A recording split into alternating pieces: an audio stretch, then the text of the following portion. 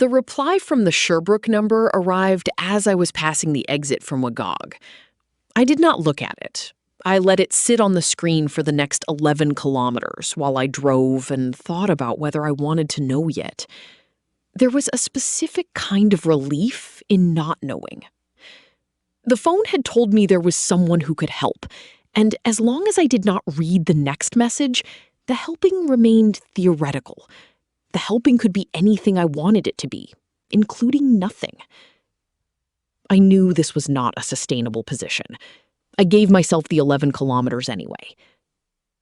When I finally picked up the phone at a red light in the small town of Eastman, the message was 3 lines. Rue Galt West. The warehouse. I will be there. A street address followed. I read this twice. I did not put the address into the GPS. I did not need to. Rue Galt West is in the industrial sector of Sherbrooke, along the St. Francois River. I had been there once, years ago, for a colleague's dissertation defense at the satellite engineering campus. The warehouses on that street were the kind of warehouses that get leased by companies with quiet purposes. The kind of street where a physicist with a research leave and no return date might arrange to do something she did not want institutional eyes on. The light turned green. I put the phone face down on the notepad. I drove. The DIDP rotation schedule problem had been sitting in my head since I left Montreal, and somewhere east of Magog, I finally had room to work through it properly. The page had listed Elliot as the current researcher. He was not the current researcher. He was at his desk in our apartment this morning. He had texted me about a parking permit 2 hours ago. He had not been underground for 7 months. The rotation schedule was wrong.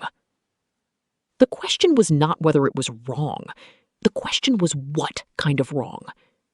A simple data entry error would not have explained why the page named him specifically and listed his institutional affiliation correctly. A deliberate falsification would have required a motive I could not construct. The simplest explanation was that the page was displaying data from a version of reality that no longer matched the version currently in effect. Some part of the institutional record had been overwritten when the rest of the world had been overwritten this morning, and some part had not. The DIDP rotation schedule had retained a fragment of the original timeline because public-facing federal databases were apparently not high priority for whatever mechanism had updated the rest of the world. I reached for the notepad without looking, the way you reach for things in a familiar space, and I wrote 1 sentence below the line I had written this morning. The rewrite is not perfect. I underlined it. Then I underlined it again. I did not yet understand how big that observation was. I understood it as a useful working hypothesis about how a global information overwrite would behave at the level of institutional records. I would later understand it as the central operational fact about my situation, and possibly about every situation I would have for the rest of my life. But that came later. For now, it was a sentence on a notepad on the passenger seat of a car, heading east on a November highway. The presence had not gone away. I noticed this without acknowledging it directly. I had stopped looking at the passenger seat after my conversation with the empty air at the side of the road, the way you stop looking at a sleeping cat in your peripheral vision to avoid waking it. The presence was there. It had been there since St. Hilaire. It had not gotten worse.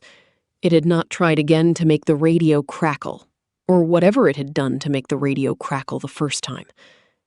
It was, as best I could describe it to myself, watching with me, riding along, paying attention to the same things I was paying attention to. I had begun to think of it the way a meteorologist thinks of a slow-moving weather system. Observable, trackable, not yet explained. The category of not yet explained was getting crowded. I made room for the presence in that category and kept driving.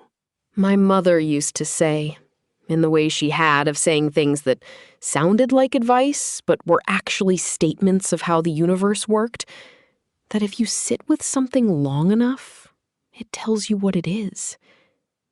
I had been sitting with this drive for almost 2 hours. The drive had told me several things. Most of them I did not yet have a framework for. But the framework was beginning to assemble itself in the way frameworks do, which is by accumulating data points until the shape of the thing becomes visible by negative space. I was not afraid. I want to be precise about that. I had been afraid in the parking lot this morning. I had been afraid sitting at my desk when the 4th observatory confirmed the shift. I had been afraid here, a moment ago when I looked back at my 3 miles, but that was past. I was not afraid. I had been afraid reading my partner's name in the acknowledgments of a paper about the deliberate end of one version of reality. But somewhere in the last 2 hours, in the specific quiet of an auto route heading east through the eastern townships in November, the fear had been replaced by something I did not have a word for. The closest word was attention. I was paying attention.